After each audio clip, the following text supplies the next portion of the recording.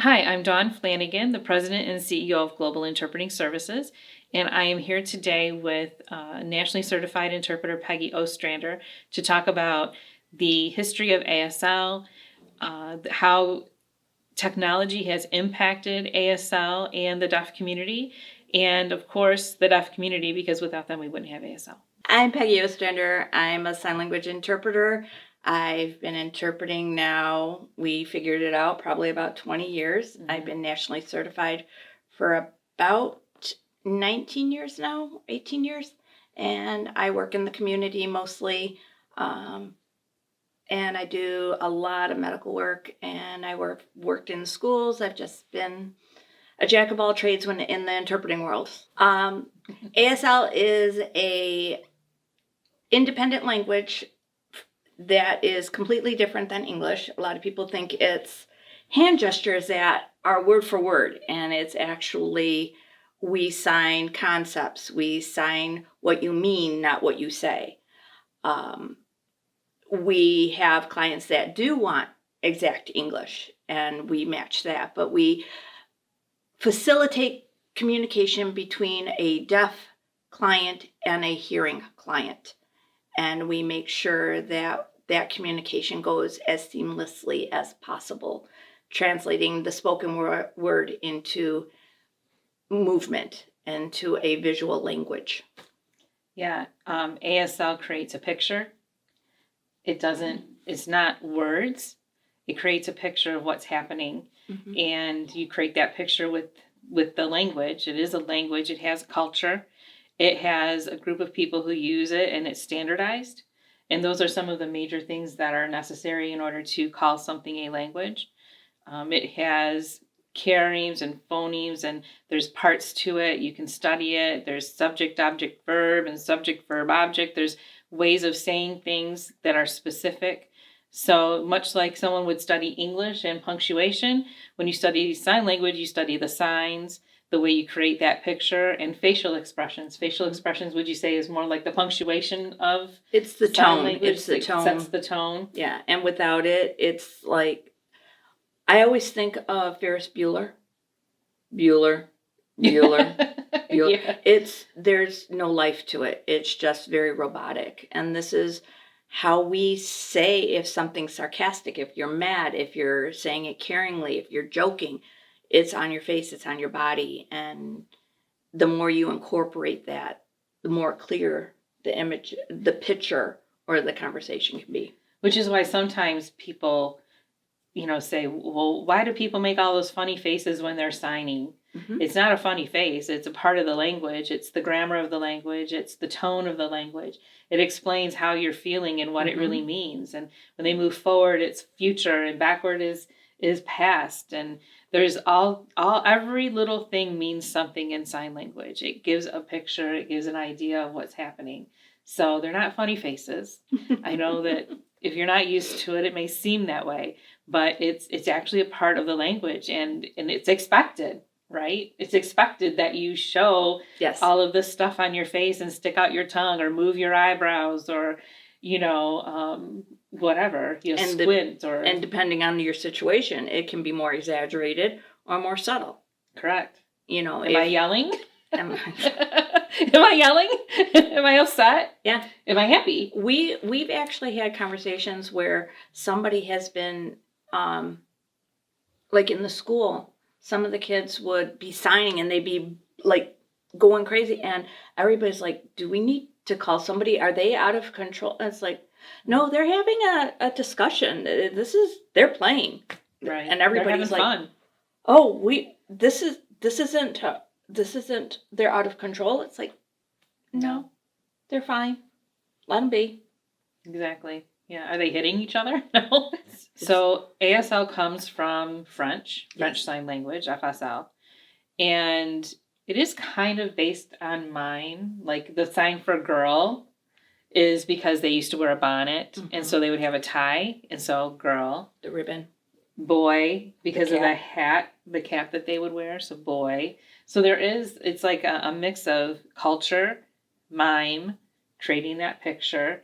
And then actual signs that are created. Like when we get new technology, signs have to be created and then they standardized.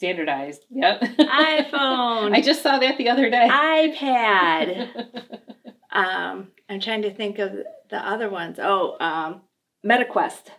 Oh, the new MetaQuest face. Do you remember when we had the sidekicks? Yes, sidekick. Flip phone. Look a lot like wallet. It did. Oh, yeah. You have to use context. Yes. What I learned back in the day is, again, sign language was from France, that we had Gallaudet, who went to France to try and find a language system to bring back to America to teach. And while he was there, he went to the Rochester Institute. And the Rochester method is finger spelling. It is all finger spelling. They have one sign, and. Yes. And they told him he would have to stay there for an extreme amount of time, and he didn't want to do that. So when he was walking around France, he actually saw a demonstration of a sign language, and that's how he met Laurent Clark. I said it wrong. And ended up Gallaudet asked Clark to return to America with him to set up Gallaudet. It was the American School of the Deaf at that time, wasn't it? It was a deaf and dumb or deaf and mute. It was like a really bad term. It was something like that. And they brought him back, and Clark taught Gallaudet sign language on the boat, because it was, at that time, it was a horrendous journey. It was like over a year. So when they returned, they set up the school, and that's bringing in the deaf people who are bringing their home signs, Indian signs, their things that they made up, the mime, everything. And it was kind of this mixing bowl, that it was the French and the home and everything. And that was taught to these key students. And those students spread out to teach, and they spread out to teach. And that's been going on. And the language is still living, breathing, changing, shifting, growing. And we're still matching the needs of communication. Correct, yeah. But every language grows, right? Yes. And so that's one of the qualifications of, is it a language? Does it change and grow with the times? And it absolutely does. I can't even think about how many Facebook posts I see. How do you sign? What's your sign for? Is there a better way to sign? It's crazy. The last one I saw was for, how do you sign manatee? Oh, what did they say? Do you remember? How do you sign manatee? There was a couple. I saw manatee. And then I saw manatee, because of the nose. Yeah. And that's the one I liked. I like that one. And I saw manatee, and I use this a lot for anesthesia though. So I do. But yeah. I really like the manatee because of that face, that nose. Yeah. So I mean, I never had to really know a sign for manatee, because it doesn't come up in general conversation in Michigan, unless you're in elementary school. Or going on a vacation where you're paddling with manatees, which is a big thing right now. Oh, it is. It is. Awesome. Huge. Yeah, and the sign for autism, how it used to be this. Autism. And now they're wanting... autism. Yep, all included. Because it's everything in the world comes in at the same time. Mm-hmm. So, autism. So, sometimes it changes to be a more politically correct sign, or a sign that better explains what is happening with that term. What I've noticed too is we are becoming a global, no pun intended, a global language, because before we had the American signs for our different countries. Now we're adopting the signs from those other countries. So newsflash, everyone, American Sign Language is not international. There's only ASL, which is used for national conferences. That's the only international sign language. But we've taken the other languages and brought here. Australia is one that I can think of, because we used to do, Australia? Yeah, Australia. Australia. When And I went now to we're school, doing, it was Australia. and now we're using Australia. Before it, we've also become more politically correct because some of the Asian signs were very derogatory when you Very would think about derogatory. them. I don't even want to do them. I'm not even going to do them. I But don't now even we do 'em. have China and Japan Mm-hmm. as opposed to what the signs were before. And if people want to know those, they can look them up Go elsewhere. on the internet. Everything's on the internet. Everything's on the internet. But yeah, so we've become that global society that we're looking at other other cultures and incorporating their signs into Don't what you we think do. that was a big part because of the internet and being able to communicate with Yes. people so easily? I mean, I can remember when you made a phone call after 7 p.m., it was expensive. And don't even think about making a phone call to another country because that was like a lot of money. Yep. And now, I call Germany every week. I Yeah. talk to my brother. yeah, it's nothing. Yeah. So, with the expansion of video technology and face chat, what is it? FaceTime. FaceTime. We have We can FaceTime, communicate WhatsApp. with all these different countries Yep. and cultures and people. And it's so wonderful that we are adopting the proper term, the proper sign for their country. Oh yeah. It's what we should be doing. Even we use a lot of slang from texting in our signing now. I noticed that. LOL. Yes, I would agree. Yeah, the language has changed so much. It's changed so much over, the past couple of decades. And I think it's changed even more with technology because you're able to talk to people in other countries and then you're incorporating their signs, of their country or their culture or their traditions and things. So I think that has definitely impacted it. We still have, every country has their own language, but I think it's almost becoming more of a global signing because you're incorporating signs from other countries for things that you don't know, that we have here because we have so much diversity in America, but we're bringing in the signs from those countries for the things that have to do with those different cultures. Yes. And I think more people are interested in it. Like, there's been a big push where deafness is no longer a disability. Yes. It's not perceived as a disability like before. It's like before you would hear, these horror stories about families finding out that child was deaf, they didn't want the child. Horrible. But I'm seeing like nurses who are now being able to sign their name. Right. And nurses that saying being able to sign simple sentences where before they're like, we're just going to leave the deaf person in the room and we're going to go do our business and we'll come back. We're not going to engage unless we absolutely have to. Yeah. Or, there's more willingness to get an interpreter. It's still a battle. I'm not saying the war is won. It's far from one. No. It is far from one. But there is more of an understanding there's a need for communication. Yes.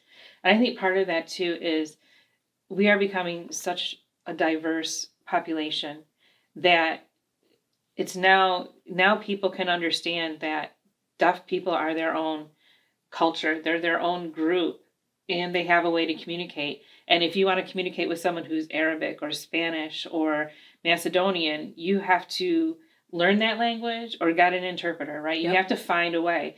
And I think now it's more acceptable and in people's own minds that they have to find a way. They have to find a way to communicate that is fair and equal for that deaf person who uses sign language as their primary mode of communication. And I think that's because of everything you see on TV. Yes. Even in the movies, right? Coda.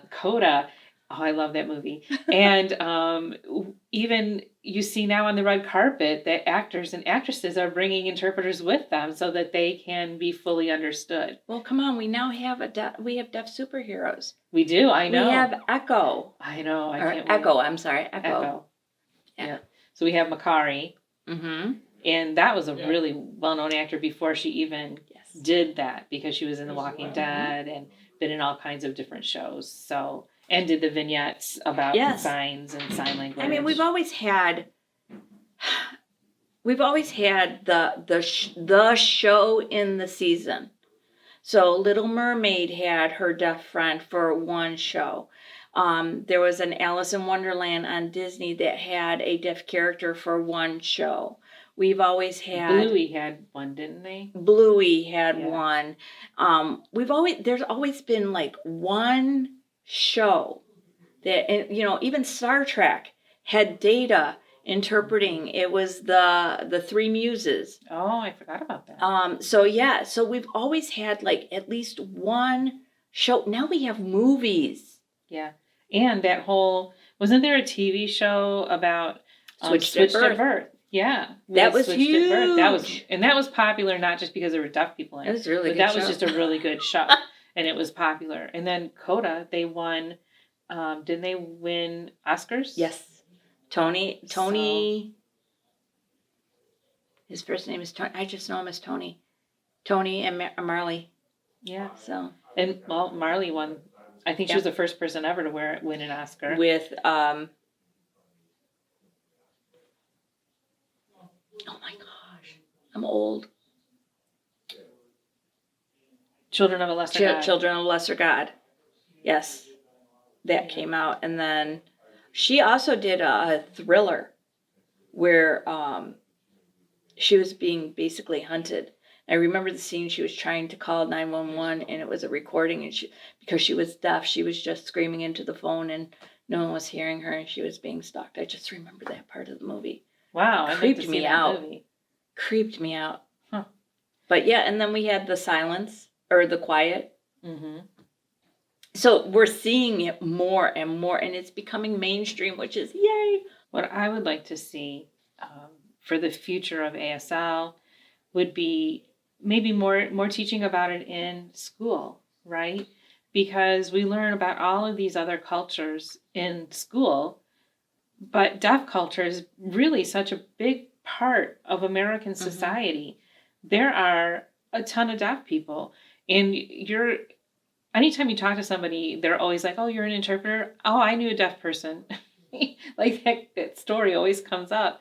It would be great if it was more mainstream and not just, if you're going to have a deaf child in the classroom, we're going to teach about this or that.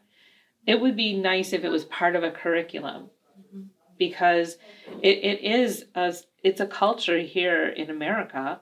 It's not a disability group. It's not a, language we have to use because that's the only way that they can figure something out. It's a group of people, their own culture, their own traditions, their own language, and we should learn it that way.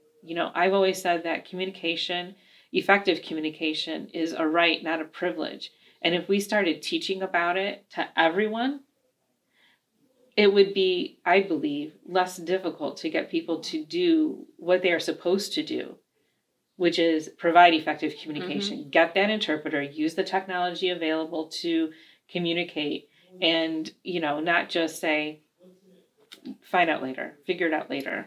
Would you agree with the comment that not everybody in the world can afford to go to France or go to Spain or go to Germany, which are the main three languages that are taught in schools, but everybody on this planet has the opportunity to become deaf? Yes, absolutely. That is a great point. Yes. Because we go into the hospitals, we see many a client that they don't have a language base anymore. They've become latent deafened, and they know how to yell. Right, but they can't communicate.